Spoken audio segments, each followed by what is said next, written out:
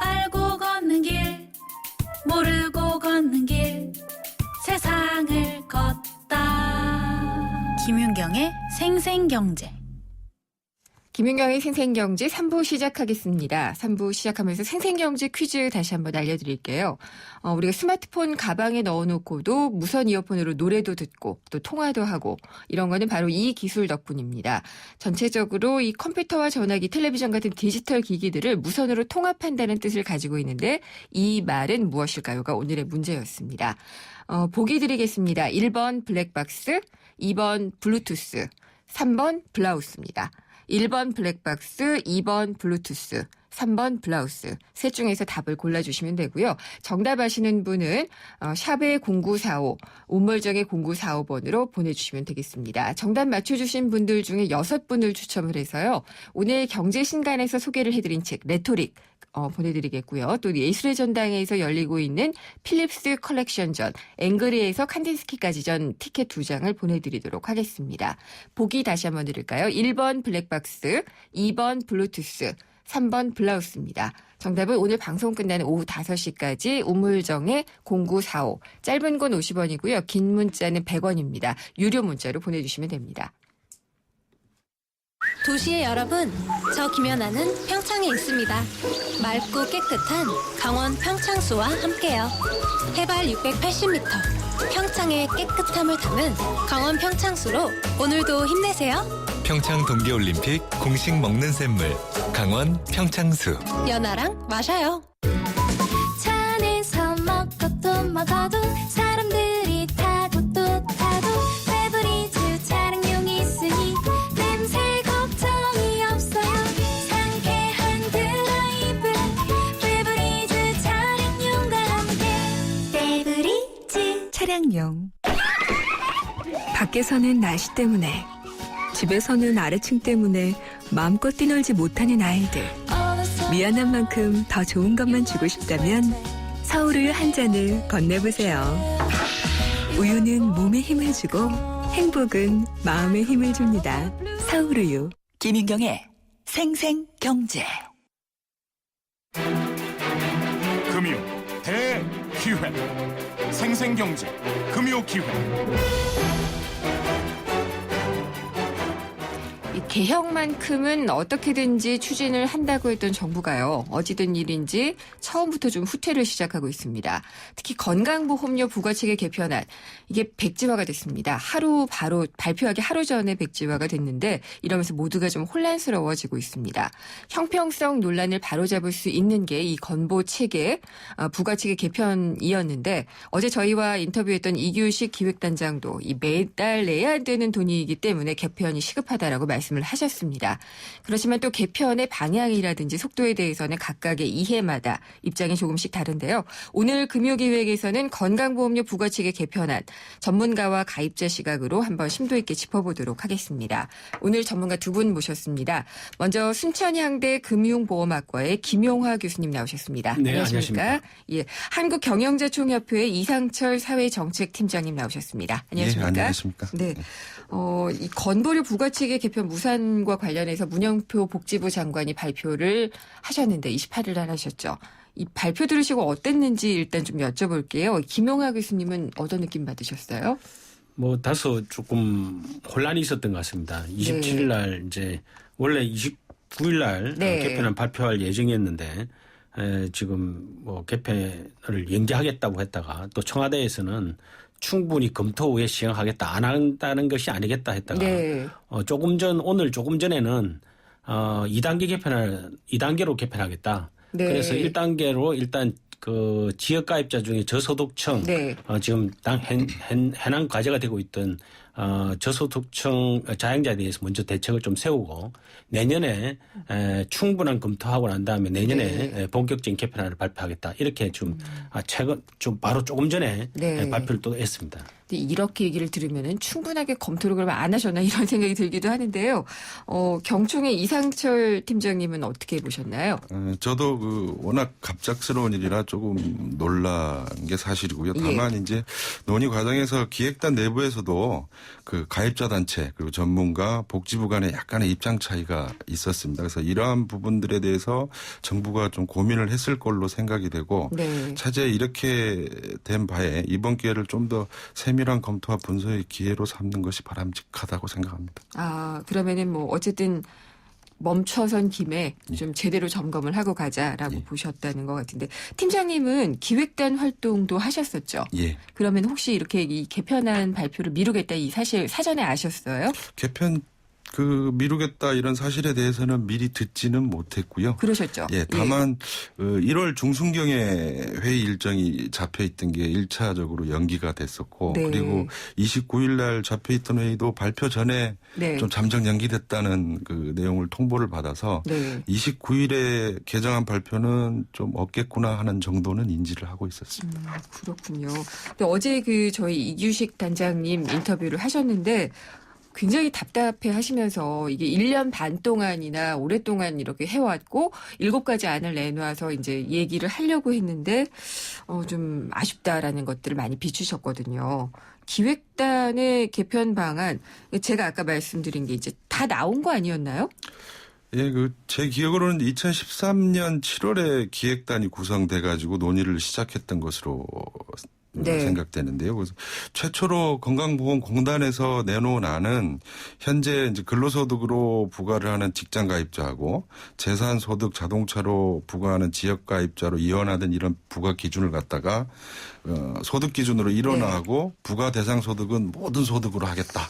라는 거였고 이것을 이제 논의 과정에서 그 건강보험료를 부과하기에 좀 부적절한 소득들 그래서 예를 들면 퇴직소득, 뭐 네. 양도소득, 상속, 증여소득 등은 제외하고 현행 종합소득 기준으로 건강보험료를 부과하는 개편 방안이 나왔습니다. 네. 다만 이제 언론 보도처럼 기획단의 모든 위원들이 이렇게 다 동의한 의견은 아니고 좀 대다수가 찬성한 안으로 보는 게 좀 맞을 것 같다라는 알겠습니다. 생각입니다.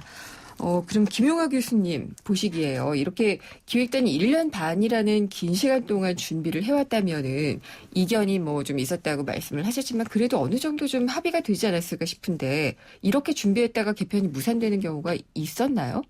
뭐 건강보험 체계 개편안이 아니라 하더라도 우리 그 사회정책이나 경제정책이라는 것이 아무리 준비했다 하더라도 그때그때 상황이 네. 변하면 또 그 상황에 맞춰서 좀 연기도 하고 또 검토도 더 한다든지 뭐 하는 그런 지금 많이 있었죠. 네. 그러면은 이번에 건보료 이 부가체계 개편도 다 읽지 못해서 후퇴를 한 걸까요? 아니면은 한간에서 얘기하는 것처럼 이 연말정산 파동이 어느 정도 좀 효과를 나타내서 이렇게 된 걸까요? 사실은 이제 건강보험료 부과라는 것이 이제 부가체계 개편한다는 것이 결국 보험료가 올라가는 사람도 있고 보험료가 내려가는 사람도 있고 또 어떤 경우에 뭐 일부에서는 보험료 내려가는 사람이 600만이고 올라가는 사람이 45만 명밖에 안 되니까 사실은 금방 할 수 있지 않겠느냐 하는 그리고 고소득층이 손해보고 저소득층이 이익을 보는 거니까 괜찮다는 주장도 있지만 최근에 이 연말정산과 관련해서 직장 근로자들이 불만이 굉장히 팽배해 있습니다. 그런데 이번에 이제 연번 개편안에서 일단 부담이 늘어날 가능성이 높은 쪽이 직장 가입자이기 때문에 근로자거든요. 우리 유리알 지갑이라는 근로자들이 있기 때문에 근로자들에게 안 그래도 연말정산 때문에 복잡한 지금 상황인데 이 뭐 건강보험 부가체계까지 또 들고 나와가지고 여기에서 또 혼란까지 주면은 어떻게 될 것인가 하는 걱정이 있었던 것 같습니다. 그러니까 이제 지역 가입자 중에 약간 좀 부유한 사람들이 더 부담을 하는 것보다 일단 당장 직장인들이 늘어나는 것에 대해서 반발을 할 것을 좀 더 크게 가중을 두고 본 거군요. 네, 그렇습니다. 예, 이상철 팀장님도 그렇게 보셨나요? 뭐 교수님 말씀하신 게 뭐 정확한 지적인 것 같고 다만 지금 현행 체제에서 직장 가입자들이 건강을 부담함에서 가장 큰 불만, 물론 지역 가입자들도 불만이 있겠습니다만은 그 직장 가입자들의 불만은 아까 유리알 지갑 말씀하셨지만 본인들은 소득이 100% 노출이 돼서 뭐 보험료를 내고 있는데 지역 가입자들은 그렇게 내지를 않고 있다라는 불만이죠. 그런데 이 과정에서 그 건강보험 부가 체계를 소득 기준으로 개편을 하게 되면 그 직장가입자들이 불만을 가지고 있던 지역가입자들의 보험료 부담이 대폭 줄어들고 그 부분이 일부이기는 하지만 직장가입자 쪽으로 넘어오고 직장가입자 전체는 현행보다 건강보험료 부담이 줄어드는 사람은 한 사람도 없고 동일하거나 늘어나는 사람만 있을 뿐이니까. 줄어드는 사람은 하나도 없는 안이군요. 그렇죠. 그 7가지 안이 다 그랬어요? 예, 그렇습니다. 기본적으로 소득 기준으로 하기 때문에 현행보다 동일하거나 대다수가 동일하고 고소득층에서는 이제 늘어나는 이런 안이겠죠. 이제 그런 과정에서 아까 말씀하셨지만 최근에 이제 뭐 증세 논란이 연말정산 논란이 이런 부분들 때문에 복지부가 좀 추진하기가 더욱 힘들어진 게 아닌가라는 그런 생각을 합니다. 어제 이규식 단장님도 말씀을 하셨는데 7가지 정도의 개편안을 마련하셨다. 그래서 어떤 거냐라고 말씀을 여쭸더니 하나하나 다 얘기할 수는 없다고 하셨는데 대략 좀 설명해 주실 수 있나요?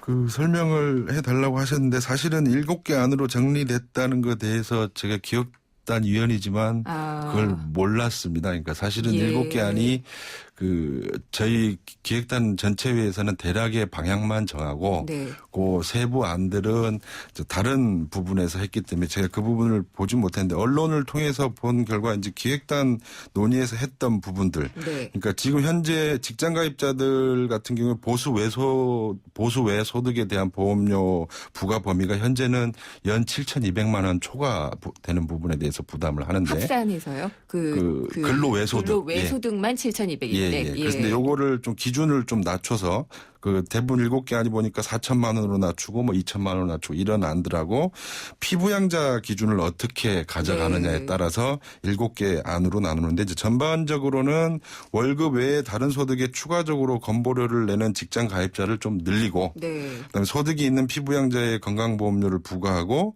지역 가입자한테 부과되던 재산, 자동차 등의 소득의 부과 요소에 대한 건보료를 좀 경감해주는 이런 방향으로 지금 보입니다. 알겠습니다. 근데 지금 말씀 들으면은 계속 지켜봐 왔던 사람들은 아는데 이 건강보험료를 어떻게 부과하는 것이 부과 체계였는지 그리고 그걸 왜 개선을 하는지 잘 모르시는 분들도 있어서 김용화 교수님께 좀 설명을 부탁드릴게요. 그러니까 건보료, 건강보험료 부과 체계 어떻게 돼 있었나요?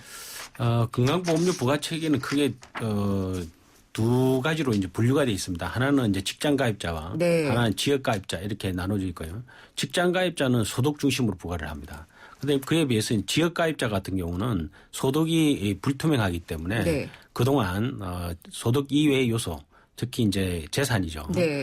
그 재산이나 뭐 심지어 뭐 전세금까지 그다음 자동차 뭐 이런 이제 소득을 추정할 수 있는 그러니까 소득을 정확하게 알 수 없기 때문에 소득을 추정할 수 있는 재산이라든지 여러 가지 요소들을 감안해서 부과를 했고요. 특히 이제 이 과정에서 이제 특히 이제 요즘 문제가 되는 것은 이 직장 가입자 같은 경우는 피부양자 개념이 있습니다. 그래서 소득이 있는 한 사람만 보험료를 내면 그 직장 가입자가 피부양되고 있는 그런 이제 가족들 같은 경우는 전부 다 보험료 안 내고도 그 건강보험료 혜택을 받도록 돼 있었습니다. 그게 피부양자가 어디까지 가능했죠, 지금? 보통은 이제 뭐 그 주소지를 같이 하고 있는 아버지, 어머니, 뭐 할아버지, 할머니, 뭐 그 자녀는 당연히 되고요. 그 다음에 뭐 손자녀까지 그럼 뭐 필요하면 그 소득이 없으면 또 행제까지. 그래서 광범위하게 이 피부양자 개념이 인정되고 있었습니다. 이에 비해서 이제 지역가입자는 이 피부양자 개념을 또 적용받지 못했습니다. 그러다 보니까 사실은 뭐 지역가입자도 소득이 있고 부인이나 그 가족들이 소득이 없고 이러면은 사실은 이 피부양자 개념이라는 것이 적용되려면 같이 적용돼야 되는데 사실은 또 지역가입자는 피부양자 개념이 없었고요. 또 그러다 보니까 이제 소득이 있는 피부양자, 직장가입자의 피부양자 같은 경우에 있어서는 보험료를 납입하는 것이 바람직한데도 불구하고 보험료를 안 내왔던 거죠. 그런데 이 과정에서 이제 앞으로 이제 인구 고령화가 되니까 갈수록 노인 인구가 늘어나게 되고 지역가입자가 늘어나겠죠. 노인 인구가 늘어나게 되니까 이제 지역가입자 늘어나는 것도 있지만 또 피부양자의 개념이 되는 이제 직장가입 피부양자 되는 노인 어르신들도 늘어나게 되거든요. 이 과정에서 이제 조금 이제 이제 대비를 해야 되겠다. 네. 대부분의 나라에서는 이렇게 소득 이외의 요소에 부과한 나라 거의 없습니다. 다 소득을 중심으로 부과를 하고 있거든요. 그래서 그런 측면에서 이제 제도 개편의 필요성이 제기됐던 거죠. 네, 그러니까 이 문제가 두 가지로 크게는 볼 수 있는 것 같아요. 그러니까 직장 가입자들은 너무 이 노출이 많이 되어 있어서 일단 투명하게 내고 있고 여기에 과도한 피부 양자가 있을 수 있다는 것, 이게 문제고, 뭐 송파 세모녀 같은 경우에도 지역 가입자였기 때문에 보험료가 상당히 부담이 되는 정도였더라고요. 그래서 이번 개편안을 통하면은 그걸 굉장히 많이 경감시켜 줄 수 있는데 이번 개편안으로 물 건너갔다, 이런 지적들이 좀 나오고 있는 것 같은데, 일단 이상철 팀장님께 여쭤보고 싶은 것은 이 직장 쪽에서 보고 있는 그 입장이에요. 그러니까 피부 양자가 너무 많이 늘어나게 되는 이런 것들은 건보 재정을 압박하는 또 요인이 되잖아요. 예, 어떻게 보시는지. 사실 우리나라 피부양자가 너무 좀 광범위하게 있다는 부분은 좀 뭐 문제점으로 지적되고 사실 많습니다. 지금 피부양자만 2천만. 저 현재까지 되는지는 몰랐네요. 2천만 정도에 달하고 있으니까 문제가 굉장히 많고, 다만 이게 이제 처음에 들어올 때는 그 직장과 지역을 통합하면서 아까 말씀하신 대로 직장은 소득 파악률이 굉장히 잘 되고 있고 지역은 소득 파악률이 안 되고 있기 때문에 이게 양쪽이 불균형을 이루기 때문에 그 부분을 좀 보완하기 위해서 들어간 게 재산, 그다음에 자동차 이런 것들이 지역 가입자에게 얹어지고 그다음에 직장 가입자들한테는 이제 피부양자라는 혜택이 주어졌습니다. 근데 이게 그 진행이 되면서 피부양자들이 좀 너무 많아지는 문제점들이 있고 해서 그 이 부분도 저희들은 뭐 그 상당 부분 좀 축소를 하거나 아까 말씀하신 대로 그 부가 능력이 되는, 그러니까 부담 능력이 되는 피부양자들은 건강보험료를 부담하는 방향으로 개편이 돼야 된다는 데는 동의를 하고 있습니다. 그러면은 김용화 교수님, 소득 중심으로 소득이라는 기준을 확실하게 가져가면서 직장과 지역 가입자들에게 부과를 하게 되면은 형평성은 많이 좀 좋아지는 건가요? 그동안 이제 형평성 문제의 가장 큰 이제 핵심 키는 지역 가입자의 소득 파악이 어느 정도 될 수 있는가 이제 아는 거죠. 그래서 사실 국민연금도 문제가 됐었고요. 건강보험도 문제가 됐던 건데, 그 과거에 이제 국민연금과 건강보험 다 이 제도 도입 초기에는 지역 가입자의 소득 파악률이 굉장히 낮았습니다. 뭐 40%, 50%, 뭐 심지어 뭐 60%를 절대 넘지 않은 그런 상태였는데, 지금은 이제 그 자영자에 대한 소득 자료가 많이 늘어났습니다. 그래서 90% 이상까지 확보된 그런 상황이다. 그래서 이제 소득 중심으로 보험료 부과 체계를 갖다가 바꾸어도 될 여건이 조성됐다, 이렇게 이야기할 수 있고요. 그리고 이제 지금 계속해서 이 자동차나 재산에 대해서 보험료를 부과하다 보니까 예를 들면 이제 우리가 직장 가입자로 있다가 은퇴를 하게 되면은 소득이 더 없어진 거 아닙니까? 그런데 보험료는 더 올라가게 되는 뭐 그런 문제점이 계속 지적되면서 이제 더 이상 이렇게 그 자영자와 그 지역 가입자가 중심되어 자영자와 월급 그 문급 생활자를 갖다 분리해서 하는 것은 안 되겠다. 그리고 이 지금 뭐 특히 이제 현실적인 문제로서는 이 보험료 부과 체계와 관련된 민원이 건강보험의 민원이 6천만 건 정도 됩니다. 예, 그렇다고 하더라고요. 그러니까 이게 이제 뭐 사실은 건강보험료 부과라는 게 쉽지는 않은 문제지만 그래도 6천만 건이나 있다는 것은 사실은 이게 정리만 된다면 소득 중심으로 정리만 된다면 이게 좀 더 투명해지고 그 과정에서 이런 민원들도 대폭 줄어들 수 있는 것이거든요. 그래서 이제 여건이 됐다. 많이 줄어들겠죠. 이상철 팀장이 그럼 기획단에서 얘기를 할 때요. 근데 이 소득이라는 것의 기준도 굉장히 중요하잖아요. 이게 어떻게 보면 소득일 수도 있고 아닐 수도 있는 이 기준은 어떤 식으로 논의를 하셨어요? 그래서 여러 가지 논란이 있었는데요. 그러니까 그 모든 소득으로 처음에 논의를 했다가 아까 연금도 포함하고 뭐 다 포함하는 하다가 이제 그 여러 가지, 그러니까 소득별로 이걸 그 소득으로 건강보험료를 부과해야 되는 소득이냐 아니면 뭐 재산 그 양도소득이나 뭐 증여소득 같은 경우는 소득이라는 명칭이 붙긴 하지만 또 재산에 대한 거기 때문에 이런 소득의 특성별로 이렇게 여러 가지 판단을 했고, 그래서 이제 결론이 난 게 이런 건강보험료를 부과하기에 적절한 소득의 범위는 현재 종합소득의 범위다라는 거였고, 거기에 이제 아까 연금을 말씀하셨는데 연금도 사실은 이제 그 노후보장자금으로서 사용하는 이런 거기 때문에 그걸 100% 다 부과하기는 좀 무리가 있다. 그래서 조금 처음에는 좀 축소해서 예. 예, 건강보험료를 부과하자 이런 방식으로 논의가 되어 왔습니다. 그렇군요. 그러면은 하여튼 연금에 대해서는 최저 정도의 그 부과를 하게 되고 나머지는 종합소득을 소득이다라고 보면은 좀 정리가 될 것 같네요. 알겠습니다. 여기서 건강보험료 부과체계 개편 논란 지금 좀 이야기를 하고 있는데요. 순천향대 금융보험학과의 김용화 교수님, 한국경영자총협회 이상철 사회정책팀장님과 함께 얘기를 하고 있습니다. 지역가입자나 직장가입자나 모두가 좀 형평성이 문제가 되는데 고치자는 취지였지만은 개편안이 좀 물 건너간 상태입니다. 3부 여기서 마무리하고요. 4부에서도 이 토론을 이어가도록 하겠습니다. 광고 듣고 돌아옵니다. 스마트폰에 푹 빠져있는 학생들을 위해 기프트카 쉐어링을 신청한 고재훈 선생님. 영어를 한 천문대를 찾았습니다. 계절이가 어떻게 생겼는데? 기프트카 덕분에 아이들과 부쩍 가까워졌네요. 누구나 이용할 수 있는 모두의 차 기프트카 쉐어링. 기프트카 홈페이지에서 신청하세요. 현대자동차 그룹. 차우가 같네 차우가 같아 2588 2588 대리운전 2588 2588 좋아요. 대리운전입니다. 역삼동에서 일산이요. 2명 필요하시다고요? 일용이와 홍제동 김수미 보내라고요? 네, 차우로 찾아서 연락드릴게요. 차우로 정렬 2588 2588 양치를 할 때 문질 반짝반짝 톡톡톡 마사지해요. 이 치는 아픈 잇몸에 직접 착용합니다. 잇몸 치료와 양치를 한 번에 닦으면서 치료하는 잇몸약 이치 부채표 동화약품. 사람과 세상을 위한 진실보도. 경제의 모든 것은 바로 이곳에. 김윤경의 생생경제. 얇아지고 빠지고 가르마가 넓어지는 여성 탈모. 여성 전용 탈모 치료제 엘크라넬로 해결하세요. 엘크라넬의 알파트라디올 성분이 여성 탈모의 주 원인의 생성을 억제해 풍성하고 건강하게 끈적임 없이 하루 한 번. 여성 탈모 치료엔 엘크라넬 약국에 있습니다. 우리 집 통신 대표 번호 101.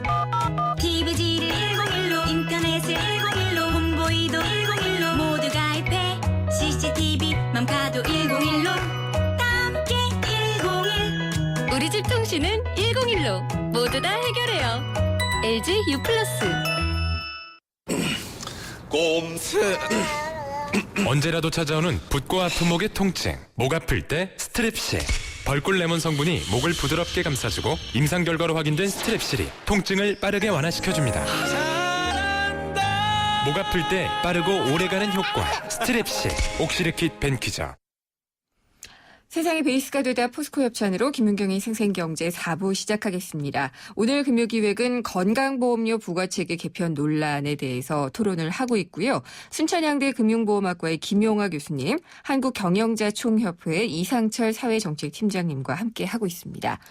3부에서는 전반적인 이야기를 좀 해봤습니다. 일단 이 모든 사람들의 보험료 내는 것에 형평성을 맞출 수 있는 게 개편의 방향이었었는데 개편이 좀 잘 안 되고 있고요. 그래서 지금 문제가 되는 게 고소득자의 무임승차. 이게 얼마나 되는지도 좀 모르겠지만은 상당히 많은 것 같고요. 또 은퇴 후에 갑자기 지역가입자가 됐을 때 뭐 자동차, 집 이런 것들이 재산인데 여기에 그 보험료가 물리게 되면은 좀 불합리하게 많이 낸다. 이런 게 풀릴 것이라고 지금 얘기를 했었는데 정말 이 무임승차나 은퇴 후에 보험료 갑자기 폭탄을 맞는 분들이 꽤 많이 있나요? 이상철 팀장님? 예, 지역가입자에서는 상당 부분 있는 걸로 알고 있고요. 이거 아까 뭐 교수님께서 네. 말씀하셨지만 민원들의 대부분이 그런 부분들인 걸로 알고 있습니다. 갑자기 은퇴를 했을 때 지역가입자가 돼서 부담이 많이 늘어나는 경우. 근데 민원이 해소될 수는 없잖아요. 지금의 제도로서는요. 지금 현재 제도는 일단은 뭐 직장 가입자, 지역 가입자에 대한 제도 네. 자체가 다르니까. 그렇죠. 그 제도의 이행 과정에서 좀 문제가 없을 수 없고요. 특히 이제 사실은 이제 이 지역 가입자로 전환하는 과정에 생기는 문제점 중에 하나는 약간의 이제 오해도 있습니다. 왜냐하면 이제 직장 가입자일 때는 보험료 중에 절반을 사업주가 내주거든요. 네. 그런데 사업주가 내주는 것은 본인이 낸 것이라고 생각을 안 하고 계시는 거죠. 예. 그러니까 사실은 이제 본인이 그 직장 가입자로 있을 때 낸 보험료는 자기가 낸 보험료의 2배를 낸 것인데 네. 비교를 할 때는 자기가 낸 보험료 그 절반만 가지고 지역가입자로 비교하니까 굉장히 많이 오른 거로 생각하는 거죠. 그래서 거기에서도 약간의 착시 현상 같은 것도 있습니다. 예, 그리고 저희가 앞에서도 얘기를 했지만 소득 중심이 되면 이 송파 세모녀 같은 경우 정말 소득이 적으면은 그만큼 적게 낼 수 있잖아요. 그런 걸 할 수 있었는데 개편을 못한 점은 상당히 좀 아쉽지 않나 이런 생각이 드는데요. 이상철 팀장님. 이번 개편안을 보면 이제 좀 더 정확하게 얘기를 한다면 네. 저소득 지역가입자뿐만 아니라 지역가입자 전체적인 부담이 경감되는 방향이고 그 부담이 이제 직장 가입자하고 네. 피부양자한테 넘어가는 이런 모양새입니다. 그래서 그 피부양자는 약간 좀 무임승차를 했던 사람들이라고 볼 수 그런 있겠죠. 부분들도 포함이 될 거고 뭐 예. 사회 통념상 무임승차라고 보기 어려운 약간의 소득이 있는 사람들도 일부 포함돼 있다고 볼 수 있겠죠. 그래서 초점을 어디에 맞추느냐에 따라서 좀 다르겠지만 송파 세모녀처럼 네. 그 지역가입자 중에 정말로 어려우신 이런 분들을 콕 집어가지고 부담을 경감하는 이렇게 한다면 정말 좋겠지만 아까 교수님께서는 지역가입자 소득파악이란 90% 육박한다 그랬는데 실제 이제 그 기획단 논의를 하면서 볼 때 그 지역가입자의 소득 자료 확보율이 46% 정도에 불과합니다. 차이가 많이 나네요. 그러면은 예. 많이 파악이 안 된다는 얘기잖아요. 예, 그렇죠. 그래서 이런 부분들이 소득 파악이 잘 안 되다 보니까 지역가입자 전체를 대상으로 지금 현재 재산 자동차 부담을 경감하게 되는 거에 대해서 직장가입자들의 불만이 있을 수 있고 이 부분에서 그 무임승차를 했던 사람들의 대상이 바뀌는 거죠. 네. 이제 그런 문제점들이 있을 수가 있고 그래서 단순하게 이 문제를 고소득자와 저소득자 간의 이런 계층 간의 문제로 볼 것이 아니라 그 좀 이 양 직역 간의 형평성 문제로 보는 게 바람직하지 않겠나 생각 들고 직장 가입자 중에서도 사실은 최저임금 정도 받고 일하는 그런 근로자들이 굉장히 많은데 근본 개편안으로 하게 되면 사실은 그 사람들은 뭐 지금 현행보다 손해 보는 개념은 아니지만 또 그렇다고 혜택을 보는 부분도 없어서 이제 그런 부분들도 좀 검토가 돼야 되는 게 아닌가라는 생각이 듭니다. 직장 가입자의 경우에는 어쨌든 현행 그대로이거나 늘어나는 경우가 많이 있기 때문에라고 얘기하셨는데 그럼 기획단에도 계셨으니까 자꾸 여쭤보게 되는데 이번 개편안을 그냥 뚜껑을 열었어야지 되는 건지 아니면은 좀 더 닫고서 뜸을 들여야 되는 건지 궁금하네요. 저희는 이제 저희가 전체 가입자들을 대표하는 그런 입장은 아닙니다만은 직장 가입자들을 대표하는 입장에서 보면 조금 더 보완을 했어야 되는 게 아닌가. 그리고 시기적으로 현재 아까 말씀드린 대로 소득 파악률 자체가 양 직역 간의 격차가 굉장히 많이 나는 상황에서 이걸 너무 강하게 밀어붙일 경우에 또 다른 불만과 문제가 발생을 하기 때문에 일정 정도의 소득 파악률 제고라든가 이런 부분들의 보완이 좀 필요한 시점이 아니었나라는 생각이 듭니다. 그렇군요. 어제 그 이규식 단장님과는 조금 뉘앙스가 다른 말씀이시네요. 역시 기획단 내에서도 다 조율은 안 됐던 것 같다는 생각이 드는데 김용화 교수님 보시기에 이 개편안이 어찌됐든 간에 형평성을 바로잡을 수 있는 시작일 수 있었잖아요. 그렇다면은 개편안의 그 뚜껑을 좀 열었어야 되지 않을까요? 어떻게 생각하셨어요? 사실은 이제 뚜껑을 열 시점인가 하는 부분에 있어서는 조금 생각이 다를 수 있겠습니다. 사실은 이제 개편안을 갖다가 연기를 하니까 왜 연기했냐라는 이야기가 나오지만 만약에 연기하지 않고 개편안을 그냥 내놨으면 반대의 이야기, 즉 아까 직장 가입자 그렇지 않아도 여러 가지로 힘들었는데 직장 가입자에 대한 형평성이 무너졌다. 하는 그런 보도가 아마 또 신문에 굉장히 또 대서특필이 되지 않았을까. 그런 생각을 하고 있습니다. 그래서 시점 자체는 지금 현재 내놓을 시점은 아닙니다. 사실은. 왜요? 지금은 아닌가요? 왜냐면 그게 이제 그 소득 중심의 개편은 하루가 시급합니다. 그래서 바뀌어야 됩니다. 그렇지만 지금 시점 굉장히 타이밍이 안 좋다는 거죠. 왜냐하면 그 정산 문제 때문에 연말 정산에 해당자는 다 직장 가입자거든요. 그러니까 지역가입자나 논란이 큰 상황에서는 아니었다. 지역 가입자 같은 경우에 있어서나 우리 자영자들은 5월달에 소득 신고를 하거든요.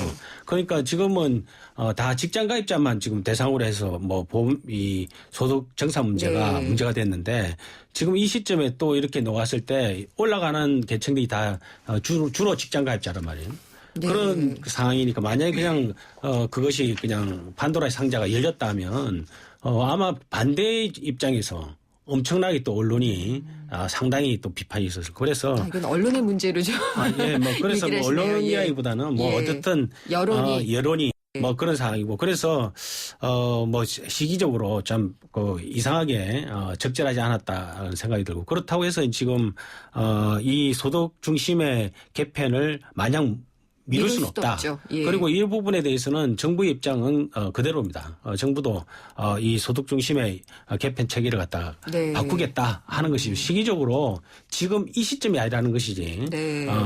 개편하겠다는 그 의지 자체, 방향성 자체가 후퇴된 건 아닙니다. 그래서 네. 뭐 그런 측면에서 너무 완전히 무산됐다 이런 표현보다는 연기됐다 하는 표현이 정확한 표현이고요. 또 오늘 표현이던데. 예, 30일 날 오늘 이제 조금 전에 발표된 이제 그 복지부의 이야기를 들어보면 일단 그동안 문제가 됐던 지역가입자 중에 저소득 자영자들한테는 올해 먼저 개편안을 만들겠다 하는 것이고요. 내년에 이제 완벽한 안을 내놓겠다는.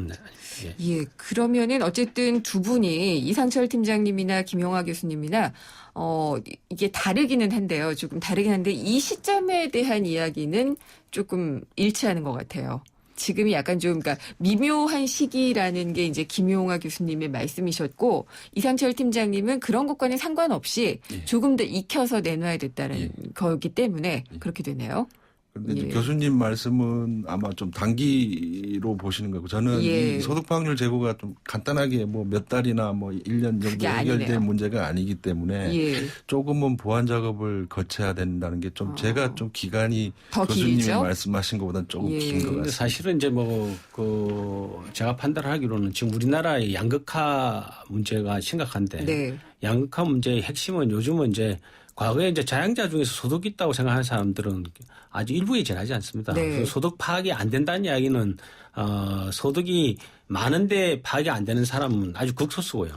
소득이 불투명하고 불확실한 겁니다. 그러니까 소득이 왔다 갔다 하는 거죠. 자영자 같은 경우에 있어서는 비 오거나 비가 안 오거나 눈이 오거나 눈이 안 오거나 축구 경기를 하나 안 하나 이거에 따라서 소득이 막 변하기 때문에 그런 상황 하에서 소득 파악이 안 되는 상황이지 소득을 갖다가 은폐하고 뭐 이런 부분들도 굉장히 그 저소득에 있는 사람들의 아주 제한된 그런 사람들에게는 적응이 안 되는 이야기입니다. 그래서 근본적으로 지금 현재 그분들의 입장에서 제도가 이제 개편할 때가 왔다 이렇게 생각합니다.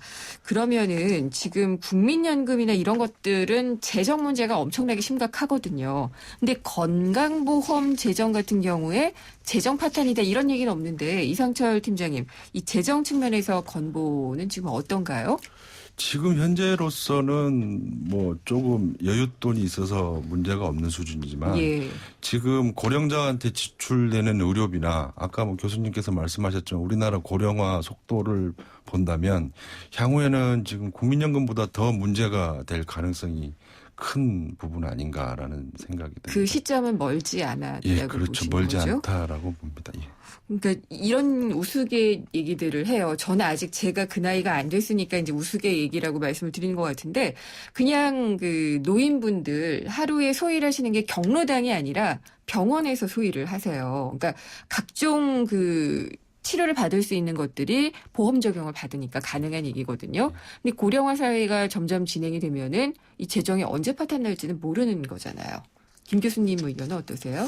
뭐 건강보험에서 이제 재정 파탄이라는 이야기는 없습니다. 왜냐하면 국민연금 같은 경우는 이제 저부담 고급여 구조로 해서 미래 세대가 부담하게 돼 있기 때문에 뭐 그런 부담이 이야기하지만 이제 건강보험은 당해 보험료를 당해 연금급 그 보험급에 나가는 걸 당해 보험료로 거두기 때문에 보험료가 올라가는 문제지 이게 뭐 파탄이나 이런 개념은 없다고 볼 수 있습니다. 다만 이제 지금 이제 최근에 몇 년간 건강보험 재정이 안정이 돼 있는 것은 건강보험 재정 지출 증가율이 지금 속도가 낮춰지고 있습니다. 왜 그런가 봤더니 기본적으로는 이 경기가 안 좋으니까 병원에 안 갑니다. 그러니까 사실은 노인 인구가 늘어나면은 건강보험 지출이 굉장히 빠르게 늘어날 것으로 최근에 예상했는데 최근 2, 3년간에 지금 경기가 안 좋으니까 병원 가는 안 가는 그런 지출이 지금 사실은 증가율이 좀 둔화됐다. 뭐 이런 이야기를 할 수 있고요. 그렇지만 이제 지금 이 정부 들어와가지고 박근혜 정부 들어와서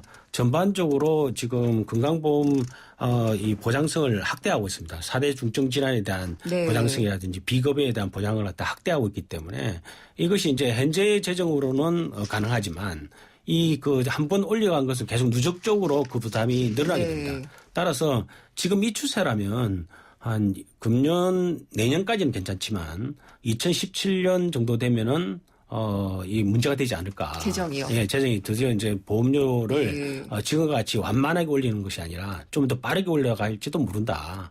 뭐 그런 측면에서 건강보험 재정은 또 아끼고 해야 되는 그런 정신 자체는 그 바꿔서는 안 된다고 생각합니다. 그럼 제가 얘기를 드렸던 게 그냥 정말 일부 노인층의 이야기가 되는 건가요? 아닙니다. 지금 노인 의료비가 사실은 싼 거는 사실이고요. 예. 말씀하신 것처럼 그리고 경기가 안 좋아서 병원에 안 가는 부분도 조금 면밀히 봐야 되는 게 그 이제 젊은 사람들이 좀 안 가는 부분들도 클 거고요. 그래서 그 부분들은 그 노인에 대한 의료비 지출이나 이런 부분들은 그 고령화에 따라서 계속 그 비율 자체가 증가하고 있어서 그 문제는 그렇게 간단한 문제가 아닌 걸로 생각이 됩니다. 그렇겠죠. 이제 노인분들 중에서도 피부양자가 되시는 분들인 경우에 부담이 적으니까 그렇게 많이 가실 거고 본인이 이제 지역가입을 해가지고 보험료 많이 내시면서 매번 병원 가시는 분들은 그렇게 많지 않을 것 같다는 생각도 들어요. 그러니까 지금 사실은 이제 건강보험 체계가 행위매수까지 제도라 해가지고 하나하나 이제 행위에 따라서 이제 보험료가 이제 지불이 되거든요. 그 진료비가.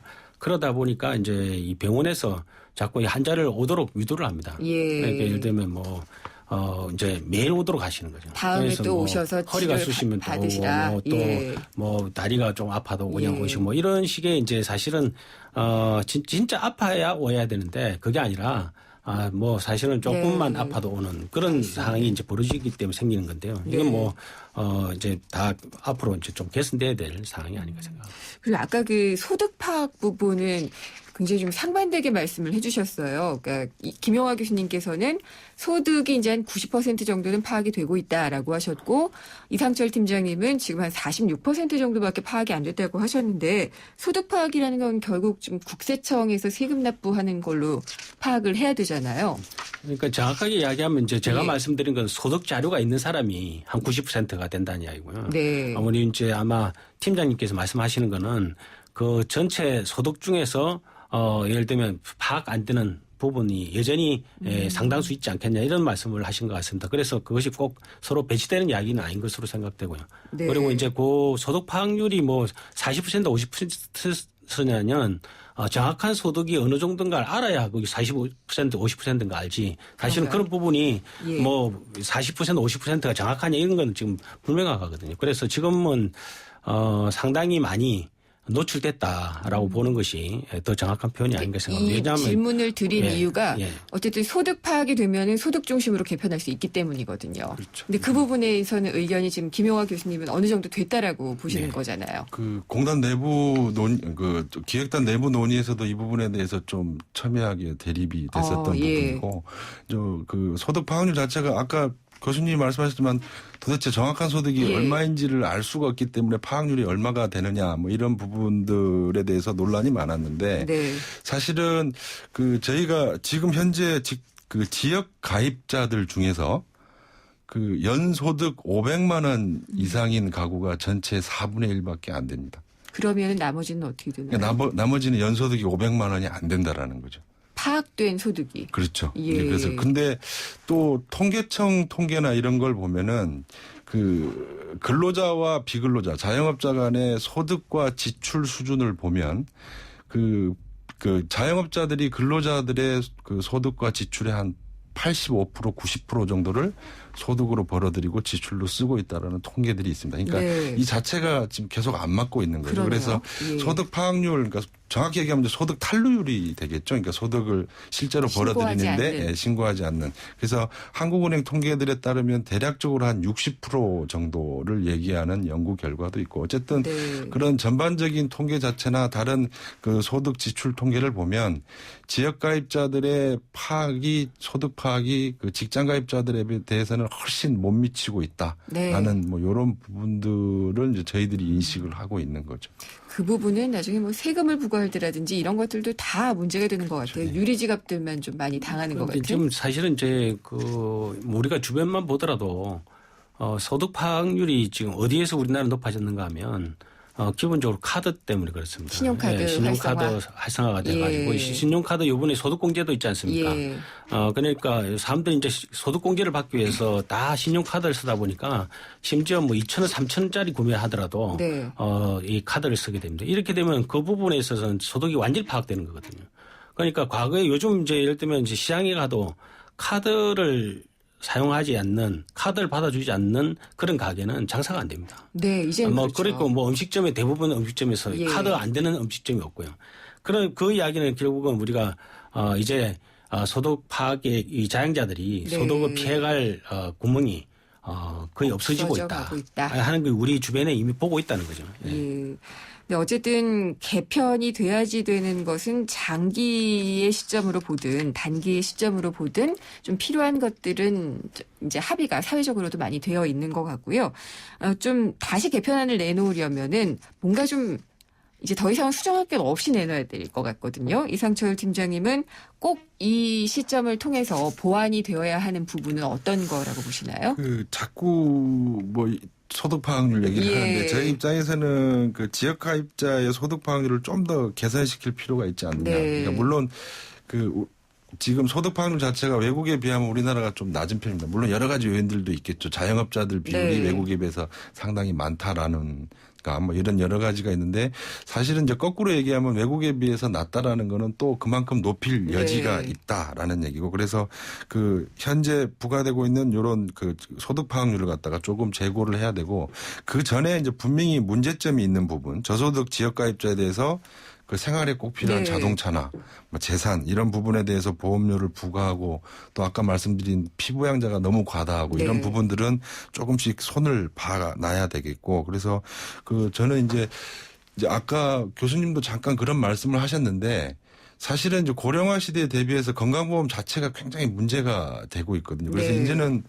걷어들이는 돈뿐만이 아니고 나가는 돈도 굉장히 낭비가 그렇죠. 많아서 지출도 구조조정을 해야죠. 그래서 같이 예. 차제 논의하는 김에 이런 네. 부가체계뿐만이 아니라 지출 효율화까지 아. 같이 해서 이제 근본적으로 건강보험제도 전체에 대해서 예. 한번 이런 근본적인 논의가 있어야 될 타이밍이 아닌가라는 생각이 듭니다. 기획단에서 토의하실 때도 그 얘기도 같이 하셨었죠. 기획단에서 그 얘기는 했는데 어쨌든 네. 기획단 자체가 부가체계 기획단이기 네. 때문에 지출 효율화 자체의 논의는 전혀 이루어지지는 않았습니다. 또 이게 덩어리가 큰 부분이라 지출 그렇습니다. 효율화까지 하게 되면은요.